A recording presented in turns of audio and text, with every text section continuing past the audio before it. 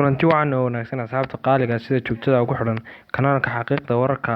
Fadlan walaal macna waxaan ka codsanaa si xishmad iyo naxariis ku jirto iyo walaaltinimo ku jirto inaad subscribe noo saarto haddii aad ku cusubtay fiidiyogana, maadaama aad daawanaysa isla hadda inaad like saarto si aan dhiirigelin anagana noogu noqoto. Maanta waxaan oogi doonaa fiidiyo ku saabsan Cabdimaalig Muuse Coldoon, samafalihii ama wariyihii u dhaqdhaqaaqi jiray kaliya dadka dhibaataysan ama masaakiinta ee ku dhaqan geyiga Soomaalida.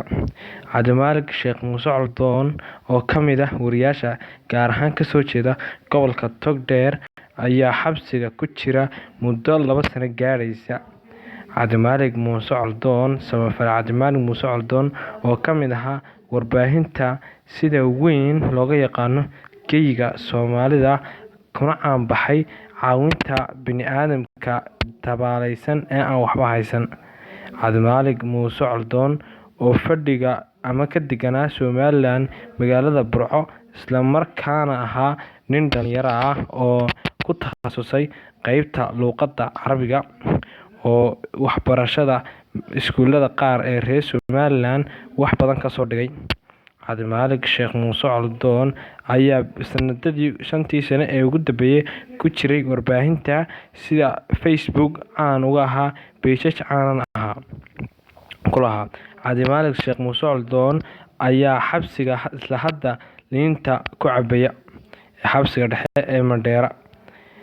Fanaanka caanka Maxamed Siciid Cabdi BK waa fanaanka hoobalka isla markaana geyiga Soomaalida heesihiisu saameynta weyn ku leeyihiin muddo 6 sano ah, ayaa madaxweynaha Somaliland Mudane Muuse Biixi Cabdi ka codsaday in maadaama xanuunada faafa ee COVID-19 isla markaana Somaliland ay hadda farabaas ku hayo oo 100 iyo dheeraad kiis laga hayo, dhimashaduna ay tahay 7 qof.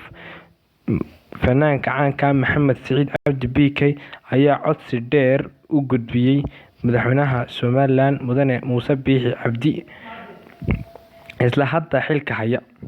Muuse Biixi Cabdi ayaan wali wax jawaaba ka hayn oo cirka iskaga tuuray. Fanaanka caanka Maxamed Siciid Cabdi BK ayaa ku soo celcelinayay inuu cafis loo fidiyo samafale Cabdimaalig Muuse Coldoon. Cabdimaalig Muuse Coldoon waa wariyaha kaliya u dhaqdhaqaaqi jiray sidaynu ognahay dadka tabaalaysan ama masaakiinta ah ee aan waxba haysan. Cabdimaalig Muuse Coldoon waynu ognahay sababaha loo xiray waayo waxaa loo xiray isla qof kasta oo imika fiidiyoga daawanaya oo Soomaaliya uu ogyahay waxa Cabdimaalig Muuse Coldoon loo xiray oo uu ka dharagsan yahay sababtii ay Somaliland uu hadda xabsiga ay u taxabtay. Ninkan Cabdimaalig Muuse Coldoon waa nin Somalilander ah, laakiinse waa suxufi ilweyn ku leh Soomaalida sida weyn social media ku baahiya wararka. Cabdimaalig Muuse Coldoon, samafale Cabdimaalig Muuse Coldoon oo ahaa macallin ama luqadayste ka soo bartay luqadaha Carabta sida dalalka Qatar, Kuwait, Imaaraat Alcarabiya Mutaxida, Cumaan, dalalka Carabta oo dhan isku soo maray, haddana ku soo laabtay hoygiisii ama halkii uu kaga dhashay ee Somaliland ama Soomaaliya. Cabdimaalig Sheekh Muuse Coldoon ayaa isla waqti xaadirkan ku jira xabsiga Mandheera.